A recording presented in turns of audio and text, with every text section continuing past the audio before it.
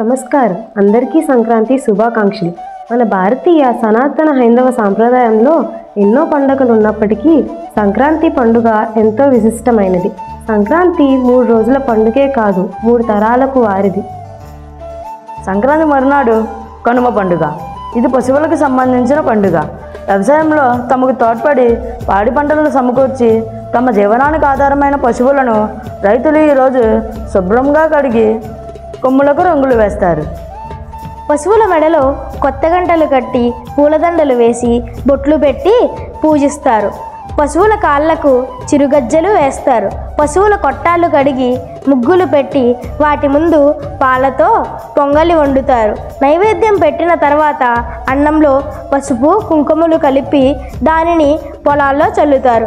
దీనినే పొలి చల్లడం అని అంటారు. దీనివల్ల పంటలు చక్కగా పండి సకల శుభాలు కలుగుతాయని రైతులకు దృఢమైన విశ్వాసం.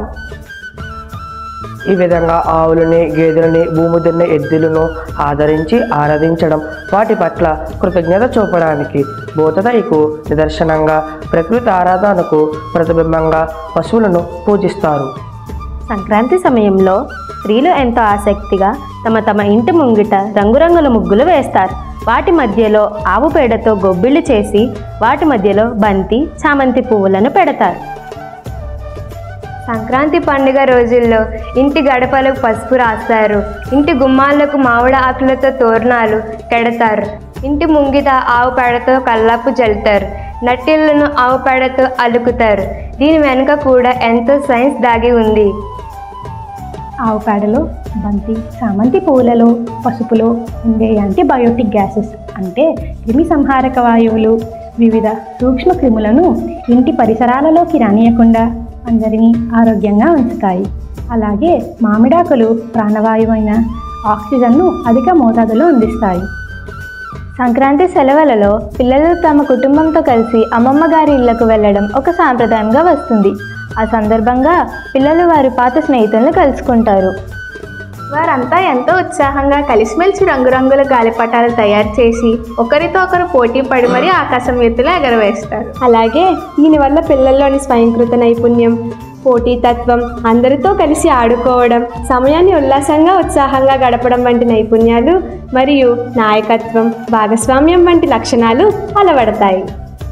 నెల రోజుల ముందు సూర్యభగవానుడికి నెలగంట ముగ్గు పెట్టి సంక్రాంతి సన్నాహాలు ప్రారంభిస్తారు. దీన్నే నెలగంట పెట్టడం అంటారు. కనుమ రోజు మర్నాడు ముక్కనుమ. ఈ ముక్కనుమ రోజు ఇంటి వాకిట్లో నుండి వీధి కూడలి వరకు రథం ముగ్గు పెట్టి సంక్రాంతిని సాగనంపుతారు. సాధారణంగా బొమ్మల కొలువు దసరా నవరాత్రులలో పెడతారు.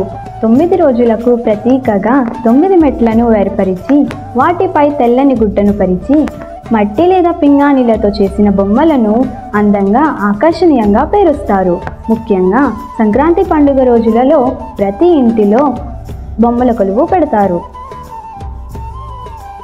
పై మెట్లపై సత్వగుణ ప్రతీకలుగా దేవతామూర్తుల బొమ్మలు, మధ్య మెట్లపై రజోగుణ ప్రతీకలుగా రాజు, రాణి, యుద్ధవీరుల బొమ్మలు, క్రింది మెట్లపై తామసగుణ ప్రతీకలుగా ప్రాపంచిక జీవితానికి సంబంధించిన బొమ్మలను పేర్చుతారు. బొమ్మల కొలువు వల్ల పిల్లలలో ఉత్సాహం, సహకార గుణం, దేవుని పట్ల నమ్మకం, వాస్తవ జీవన పరిస్థితుల పట్ల అవగాహన ఏర్పడుతుంది. ఇలా తెలుగు వెలుగుల సంక్రాంతి ఇంటింటి సంబరాలతో, ఆనందోత్సాహాలతో అందరికీ స్వాగతం పలుకుతుంది. కొన్ని గ్రామాలలో అక్కడక్కడ వారి వారి గ్రామదేవతల పేరుతో జాతరలు కూడా నిర్వహిస్తారు.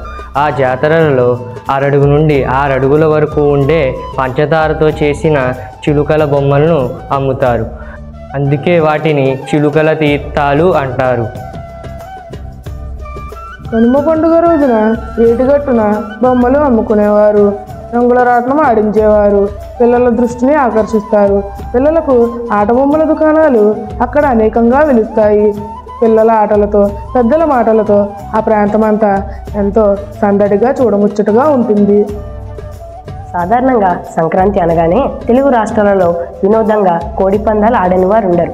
కోళ్లలో ఉండే జాతులు, వాటి లక్షణాలు, వాటిని పెంచే విధానాలు, వ్యాధులు నివారించడానికి తీసుకోవాల్సిన జాగ్రత్తలను క్షుణ్ణంగా వివరించే కుకుట శాస్త్రం అనే గ్రంథం కూడా ఉన్నది.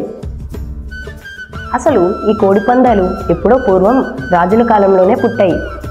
యుద్ధాల వల్ల జరిగే ఆస్తి నష్టం, ప్రాణ నష్టం నివారించడానికి ఇద్దరు రాజులు తాము ఎంపిక చేసిన కోళ్లతో పందాలు నిర్వహించేవారు. వాటిలో ఏ కోడి పోరాడలేక భయంతో పారిపోతుందో లేదా పోరాడి చనిపోతుందో ఆ రాజు ఓడిపోయినట్లే. ఈ విధంగా పుట్టిన కోడి పందాలను ప్రస్తుతం ఒక జూద క్రీడగా ప్రజలు మార్చివేశారు. తమ స్తోమతకు మించిన కోడి పందాలను ఆడడం వల్ల ఎన్నో కుటుంబాలు రోడ్డున పడుతున్నాయి. పైగా కోడి పందాలను ఆడడం చట్టరీత్యా నేరం. సంక్రాంతి పండుగ రోజుల్లో గ్రామ నాయకుల ఆధ్వర్యంలో ఎడ్లబండి పందాలను నిర్వహిస్తారు. వాటిని చూడడానికి పరిసర గ్రామాల ప్రజలు గుంపులు గుంపులుగా వస్తారు. తల్లికి బిడ్డకి ఉన్నది పేగుబంధం అయితే తెలుగువారికి సంక్రాంతికి ఉన్నది ప్రేమబంధం. మనం మన ప్రపంచ నలుమూలల్లో ఏ మూలన ఉన్నా సంక్రాంతి అనే పేరు వినగానే మన అనుకునే వాళ్ళందరూ మన కళ్ళ ముందుకొస్తారు. సంక్రాంతి పండుగ సందర్భంగా మన ఆచార వ్యవహారాలను, సంప్రదాయాలను మన ముందు తరాల వారిని అడిగి చూసి తెలుసుకుందాం.